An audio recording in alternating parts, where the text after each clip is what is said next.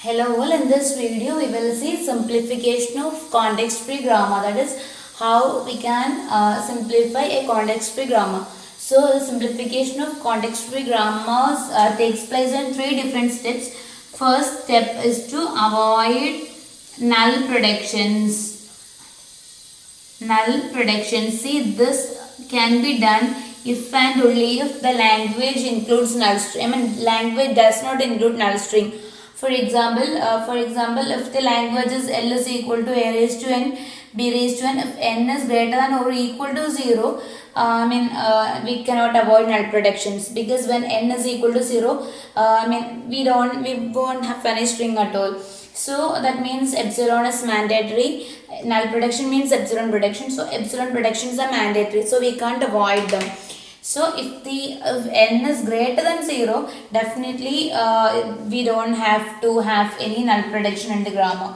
We can avoid it. So first step is eliminate null prediction if the language does not have null predictions in it. Second, second step is avoid unit predictions. And the third step is avoid useless predictions. So we will see each of them one by one and will apply all of them together in examples. So first one is avoid null predictions. Null prediction or epsilon predictions.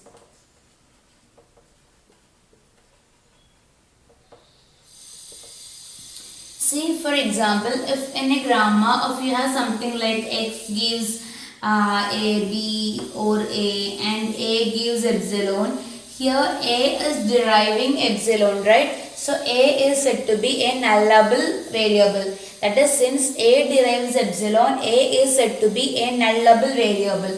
So if s is like s gives a and a gives epsilon, s derives a and that a derives epsilon. That is, s in one or more steps derives epsilon. In this case, s also is nullable. That is, in this example, both s and a are nullable. That is, if a non-terminal s derives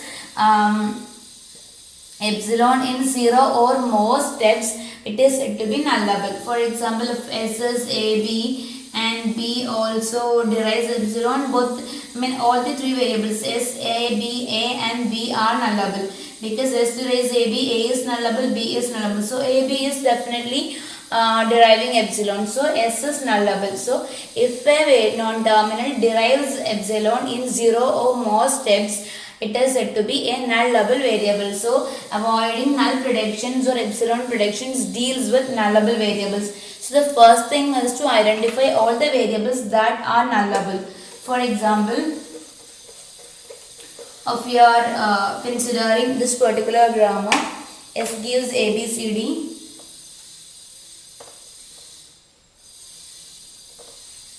and a gives BC and b gives BB or epsilon and c gives CC or epsilon.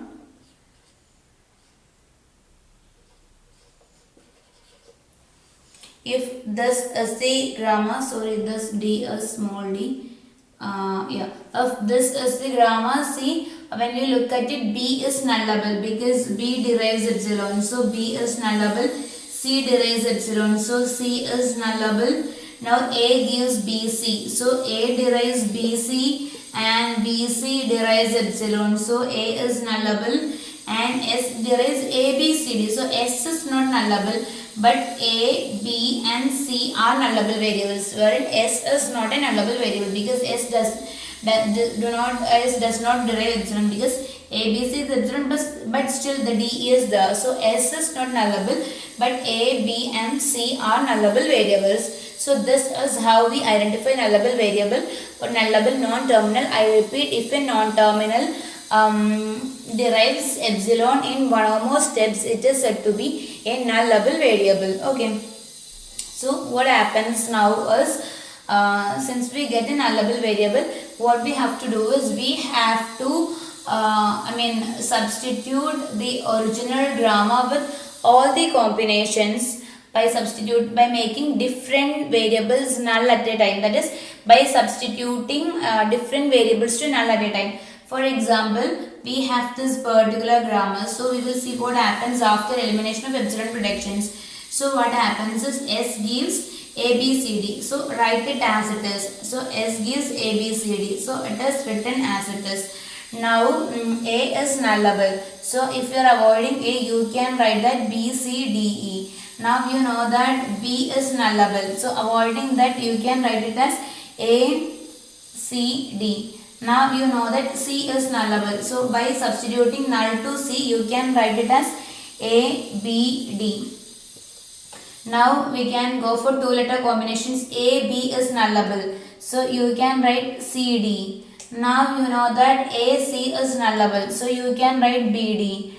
Now you know that B, C is nullable. So you can write A, D. Now we can go for three letter combinations. A, B, C. Together they are nullable. So you will get D. So this is how we replace this. That is, this is how we write it. That is, we have to write all the combination of right hand side alternatives by substituting null to the nullable variables. Now A gives BC.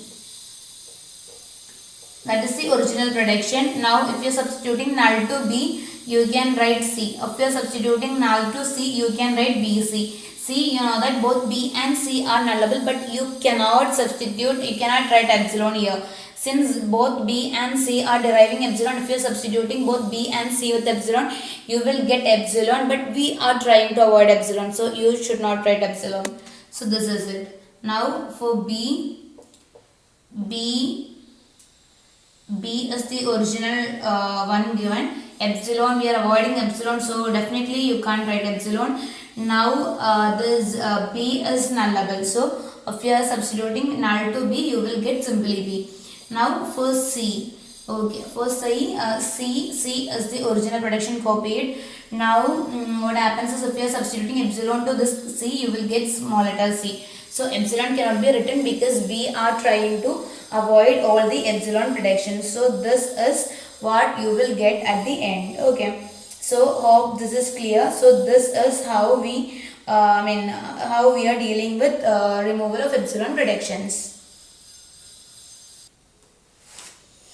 Okay, so that's it. So this is how we remove epsilon predictions. That is, find out all the nullable variables and copy the original grammar as it is without epsilons definitely, and now write down all the combination of alternatives that can be written by substituting epsilon to nullable variables. If you are getting a whole alternative to be epsilon, just like A gives BC, both B and C are epsilon, you are not supposed to write epsilon because we are trying to avoid epsilon. So in no situation you should write epsilon, include epsilon, because we are creating a grammar without any epsilons. So this is the output grammar for this. We will see more examples for removal of epsilon predictions, but for the time being we will do one example for all these three, and we will take the three together and we'll simplify languages. Okay, so we will take the next thing next, that is avoiding unit predictions.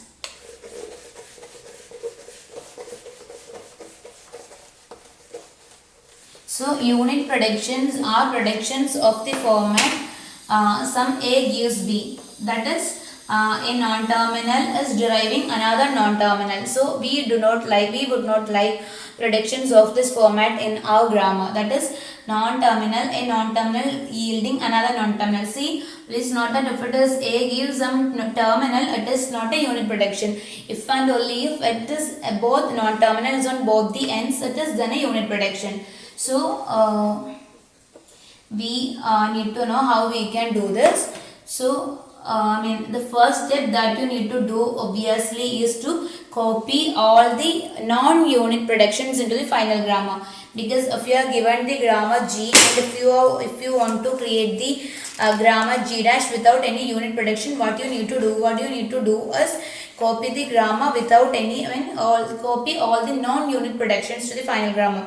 For example, if G is S gives A or B, and A gives B or B,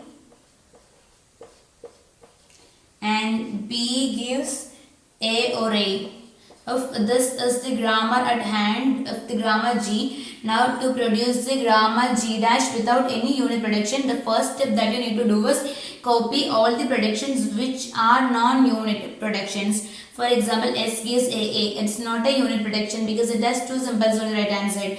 Now S gives B. That is a unit prediction. S gives B is a unit prediction. Now A gives B is not a unit prediction because it's a terminal on the right hand side. Now A gives B is actually a unit prediction because it is both non-terminals on the both ends. Now B gives A is a unit prediction, but B gives small a is not a unit prediction because A is actually a terminal. So this is not a unit prediction. So these are the non-unit predictions that you can get from this grammar. The second thing, so copying non-unit predictions is the first step. The second step is to identify all the predictions that of the format A derives B in one or more steps. So in zero or more steps, that is A is deriving B. That is, a unit prediction can be derived in one step or it can be even derived in more steps. For example, here S derives B is immediate. It can be done in one step. Now in a zero step it is given. Now S derives A. No, A derives B. It is given explicitly. So you can derive in 0 steps. Now B gives A. This is also derived in 0 steps. But see, S derives B and B derives A. So that is done in more steps. So that is what I was saying. That is, a unit prediction need not always be derivable in one step. It can take more steps to derive it. So S derives B and B derives A. So S derives A by transitivity is a unit prediction. Now A derives B and B derives A. So that is A derives A. That we don't need to include that. So these are the unit predictions that you need. That you get. These 4 are the unit predictions of this grammar. Now the next thing that you need to do is, for all predictions, for all variables like A and B, copy the right hand side of B2. That is, when I say A or B, I am referring to the left hand side and right hand side. Or for all predictions of the form, some left hand side is deriving some right hand side in 0 or more steps. Sorry, I meant R. Some left hand side is deriving some right hand side in 0 or more steps. What you need to do is copy the right hand side of R to the right hand side of L. Okay, that is, copy everything that is on the right hand side of R. When I say everything, you are not allowed to copy single terminals or single non-terminals, which will again result in the form of creation of unit predictions. Anything other than single non-terminals which is appeared on the right hand side of R should be copied to right hand side of L. For example, S gives B. So B is, we will take this first, S gives B. So B is having A on the right hand side, isn't it? S gives B. See, I can say that everything on the right hand side of R in this grammar, in the resultant grammar, should be copied to the left hand, to the right hand side of L. For all variables of the format L gives R. For example, here it is S gives B. So everything in the right hand side of B, that is A, should be copied to right hand side of S. Okay, so this is done. Now take the second one, A gives B. So everything on the right hand side of B should be copied to right hand side of A. So right hand side of B is A. So that should be copied to the right hand side of A. Now we take this, everything, no, it's B gives A, yeah. Everything on the right hand side of A should be copied to right hand side of B. Right hand side of A contain A, that is here already. Now right hand side of A contain B also, that is not here, so we are copying this. Now S gives A. So everything on the right hand side of A should be copied to right hand side of S. So right hand side of A contains A, which is already here. Right hand side of A also contain B. So that also should be copied. So this is how we find out, create a language, create a grammar that does not contain any unit prediction. So I'll repeat what you need to do. First is, from the original grammar, copy all the non-unit predictions. So I have copied AA from this. Now I have copied the small b from this, and I have copied the small a from this, because unit productions are of the format a non-terminal gives another non-terminal. So if it is a terminal on the right hand side, that is not a unit production. Now what you have to do is you have to identify all the unit productions which are derivable in 0 or more steps, because S gives B, that is derivable in 0 steps. S gives A, which is derivable in 1 step, because S derives B and B derives A. So that is derivable in 1 step. Now A derives B, that is explicit. Now B derives A, that also is explicit. Now what you have to do is you have to look at the resultant grammar and copy everything on the right hand side of this. For all predictions of the form A derives B in 1 or more steps, everything on right hand side of B should be copied to right hand side of A. Or this of the format L derives R, everything in right hand side of R should be copied to right hand side of L. So that is what we have done here. That is right hand side of B was copied to right hand side of S, right hand side of B were copied to right hand side of A, right hand side of A were copied to right hand side of B, and right hand side of A were copied to right hand side of S if it is not already present. So this is how we avoid unit production. See, now this grammar does not have any unit productions in it. So this is how we avoid unit predictions. Now we will see how we can avoid useless predictions. See, useless non-terminal is one which cannot be reached from, which is completely useless. For example, I'll give you an example for a useless, for a grammar involving useless predictions. Let S gives ABS or ABA or ABB, and A gives CD and B gives AB and C gives DC. So this is the grammar at hand. So for a prediction, for a terminal to be useful, it should be reachable from the start symbol of the grammar. See, isn't it? If something is not reachable from the start symbol of a grammar, that is not even useful, because if something is not reachable from the start symbol, we can never reach that. So that is completely useless. Now you know that a final string derived from a language should contain only terminals. So if a non-terminal is not deriving any terminals in 0 or more steps, it is completely useless, because we can't take that to end up the string. For example, in this case, C does not derive any non-terminal, because C is deriving, C does not derive any terminal. That. So because if you are using C, this is DC. So this will keep on going. You can never ever stop the prediction of C. It will it's going in infinite loops. So you don't have any mechanism to stop the prediction of C somehow. So this is useless, because C does not derive any terminal string. So C is useless.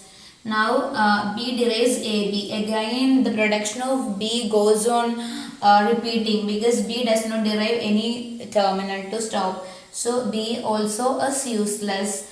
Now both B and C are useless, so you should avoid all the predictions containing C and B. So again, so all the predictions of C and B should be avoided. Now in this alternative we don't have any C and B, so that is fine. This should also be avoided, because this contains B, so we can't take it. Now we take A. A again does not derive any terminals, so A also is useless. And in that case, when you substitute that, S also does not derive any terminal, so S is useless. So all the symbols in the grammar are useless, so we can't take it.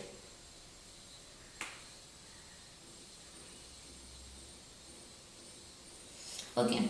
So none of the variables in this grammar are useful. So the whole grammar is completely useless. So I'll say how we, not how we can make it useful. So I'm showing another grammar. It's a totally different grammar, and we will check whether it is useful. Okay. So as we have seen already, C is useless, B is useless. Now A is CD. A is deriving a string, a terminal string. See, I mean the prediction of A will be stopped by this, because this does not contain any non-terminal, so it cannot be expanded further. So the prediction of A can be stopped because A is deriving a terminal string. So A can be useful. The another thing that we want to ensure is that A can be reached from the start symbol of the grammar. So start symbol is S. A can be reached from S because there is a prediction A B A. So A can be reached. So only S and A are, and S also is deriving a terminal string because S derives A B A and A can derive C D. So A B C D is the terminal string that S can derive. So S is completely useful. So S gives A B S and A B A, and this is avoided because B is useless, and A gives C D. This is the equivalent grammar without any change to the meaning of this grammar because B and C are totally useless. Okay, so this is how we find out useless prediction. So useless variables should be avoided. See, for being useful, the condition that you need is from start symbol of the grammar you should be somehow reach it. That is some alpha, the symbol x, and some beta. You should somehow you should somehow reach the symbol x for x to be useful. And again in 0 or more steps x should derive a terminal string alpha. That is x should be reachable from start symbol of the grammar, and x should also be able to derive a terminal string. Then only we can say that S is useful. To show you another example, for example, S gives some A B A or A B. Now A gives some C, A B C or A B D. Okay, A B C. Yeah, that's it. Now A B A or A B C. Then A gives C, and C gives and yeah, C gives some E, and some D gives F.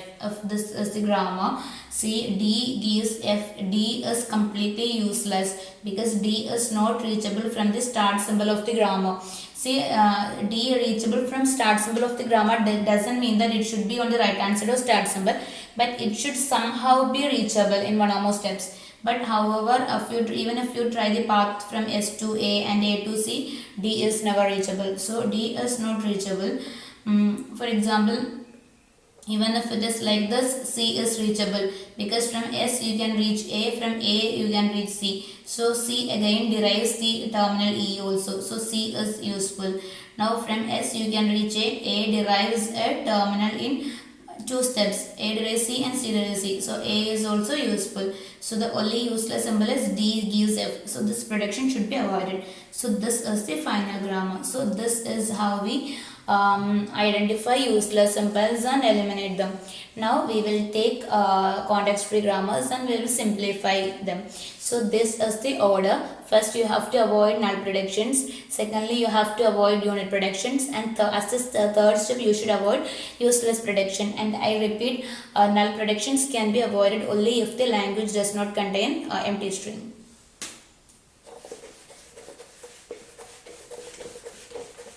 So we will take a grammar and we will simplify it.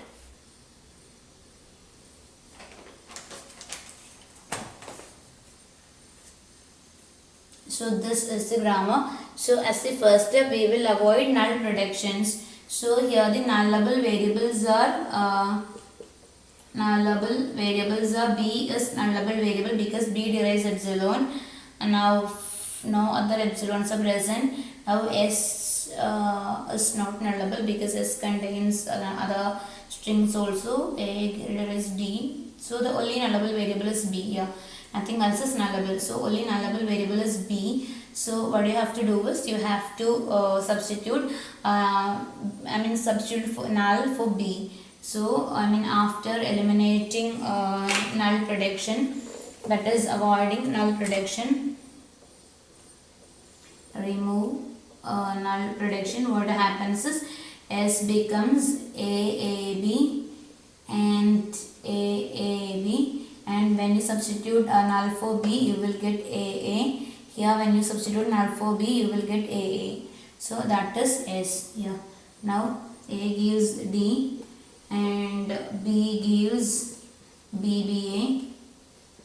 Epsilon cannot be written. Now D gives E because we are eliminating epsilons. E gives F and F gives AS. So yeah, this is the language after grammar after removing null prediction. Second thing is we need to avoid unit predictions. So for unit predictions, the unit prediction we have to write down the language without copy all the non-unit predictions. So S gives AAB, now AAB, now AA, all these are non-unit predictions, but A gives D as a unit prediction. Now B gives BBA is a non-unit prediction. Now D gives E as a unit prediction, E gives F as a unit prediction, F gives AS is not a unit prediction. Now we have to identify all the unit prediction that can be derived in one or more steps. So A gives D is such a prediction. Now D gives E, which is explicitly given. Then E gives F, which is explicitly given. Now A can derive, A gives D and D gives E. So A can derive E in one or more steps. Now E gives F. So A can also derive F in one or more steps. Now yeah. Now D gives E and E gives F. So D derives F also in one or more steps. So these are the unit predictions that we have. Copy the right hand side of these variables into right hand side of these variables. So right hand side of D to right hand side of A. So you will write this, and right hand side of D will be copied to right hand side of A. So actually there are nothing on the right hand side of D which is non-unit, so we can't copy that. Now the right hand side of E to right hand side of D. So there is nothing on the right hand side of E which is non-unit which can be copied, which is not defined here. Now right hand side of F to right hand side of E. So E becomes right hand side of F is AS. So E becomes AS. Now right hand side of A to right hand side of E, right hand side of E to right hand side of A. So A becomes ES, AS. Now right hand side of F to right hand side of A. So the same thing, AS itself, it's already there. Right hand side of F to right hand side of D. So AS. So this is what you get at the end. So yeah, this is what we get. Now the unit predictions are avoided. Now what you have to do is you have to avoid the useless predictions.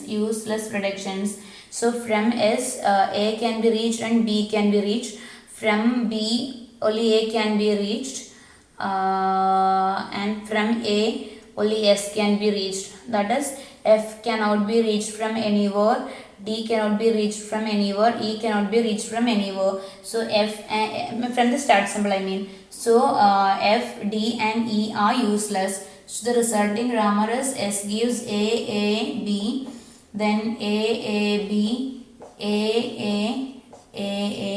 Now B gives B, and A gives AS. So these are the predictions. Now B can derive a terminal string because B can derive A can derive S, and S can derive AA. So all of them can derive terminal string. So this is the final grammar. Hope you got this. So we will do more examples.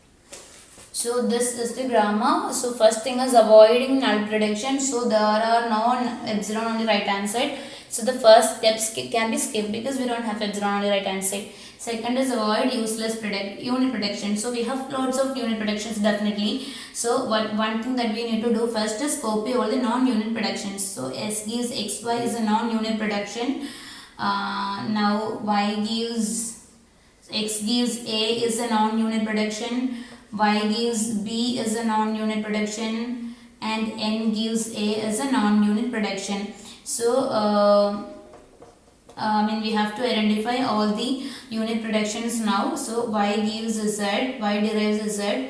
Now Z derives M, then M derives N, and and since y derives z and z derives m, y also derives m, and since m derives n, y also derives n, and z derives m and m derives n, so z also derives n by transitivity. So these are the unit predictions that we can get. So what do you have to do? The right hand side of z should be copied to right hand side of y. So right hand side of z, it's not here, so we can't copy anything. Now right hand side of z, m is not defined, so can't do this. Now right hand side of n should be copied to right hand side of m. So a is copied. Now right hand side of m should be copied to right hand side of y also. So a has already been copied. Right hand side of n should be copied to right hand side of y. So y already contains a, so no problem. Now right hand side of n should be copied to right hand side of z. So z should also, a should also copy to right hand side of z. So this is all. So these are things that we get. Okay, these are the non-unit prediction grammar. Now the next thing that you need to do is useless predictions should be avoided.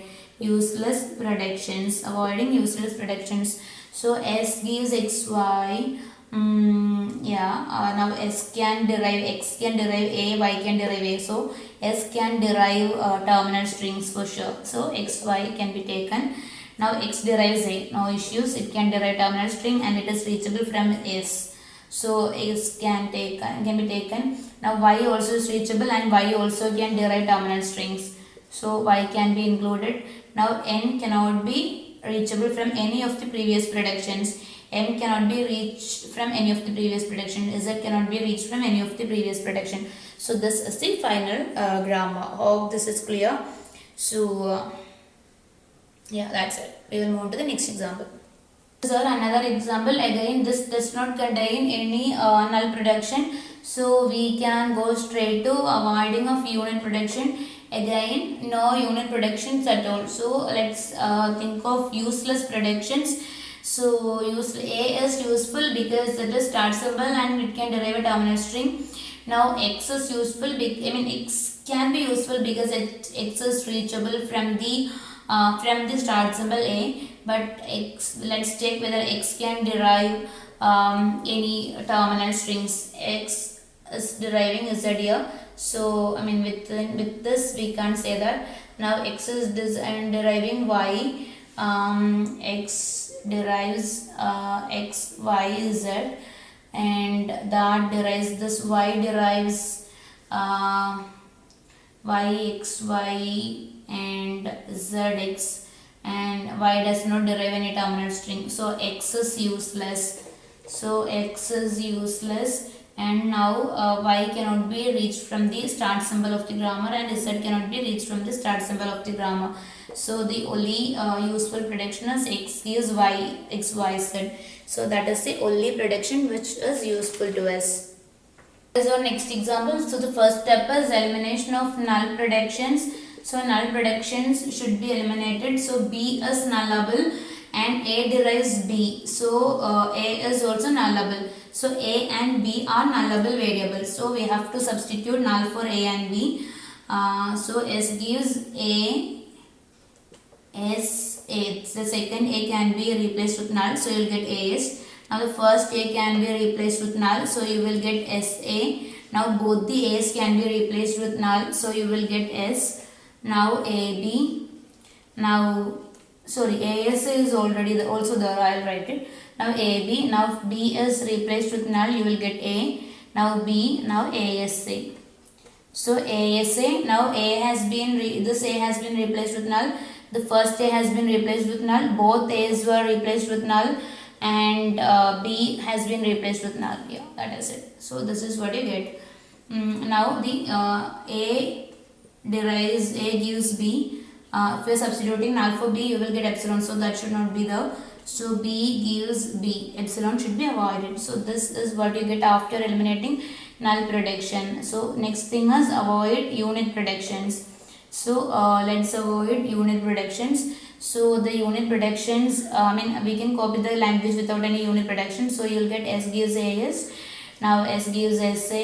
Now s gives s as the unit prediction. S gives ab. A, B, ASA. All these are non-unit productions, but A gives B as a unit production. Now B gives B is a non-unit production. So here the only unit productions are S derives S and A derives B. S derives S does not make any change because right hand side of S should be copied to S. That does not make any difference. Now A derives B. Right hand side of B should be copied to right hand side of A.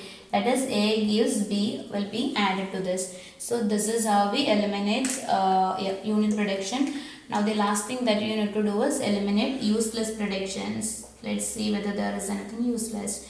So A is reachable from S and it can derive the string B, then terminal B. So it's accepted. Now B also is reachable from S and it can derive B. So all these strings are all the non-terminals are reachable from S and are useful. So you'll get the same grammar in the output because there are no useless predictions. So that's it. So that's all in this video. Hope this is clear. Thank you.